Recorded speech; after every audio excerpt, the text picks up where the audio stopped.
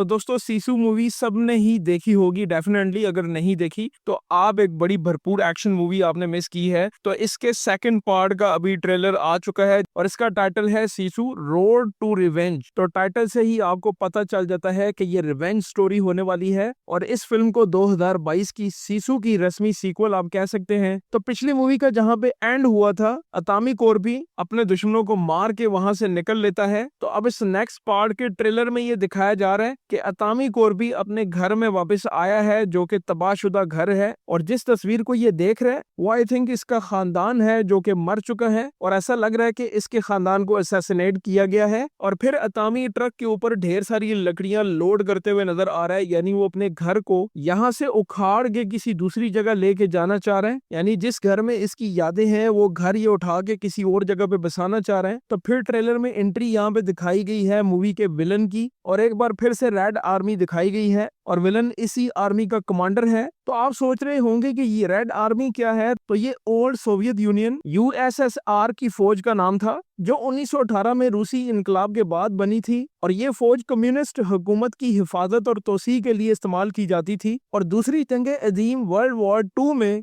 Nazi Germany के खिलाफ लड़ी थी और मशरकी यूरोप और दीगर ममालिक पर सोवियत असर और रसूख कायम हुआ था। तो सीसू का जो पिछला पार्ट आपने देखा था उसमें भी वर्ल्ड वॉर 2 का टाइम दिखाया गया है और पिछली मूवी में भी अतामी का टकराव इसी फौज के साथ होता है और ट्रेलर को देख के ऐसा लग रहा है कि अतामी की फैमिली को जिसने असैसिनेट किया था इस बार वो विलन अतामी को भी खत्म करने के लिए सामने आ जाएगा और यहाँ पे एक असाब शिकन जंग का आगाज होगा। तो इस मूवी का बजट पिछली मूवी से इस बार डबल है और ट्रेलर को देख के ऐसा लग रहा है कि पिछली मूवी से इस बार ये ज्यादा एक्शन दिखाने की कोशिश कर रहे हैं और नो डाउट बहुत अच्छा ट्रेलर बना हुआ है। ब्रूटैलिटी और एक्शन देख के जॉन विक की याद आ जाती है। मूवी का डायरेक्टर वही है जिसने पार्ट 1 बनाया था और यह मूवी रिलीज हो रही है सितंबर 2025 में।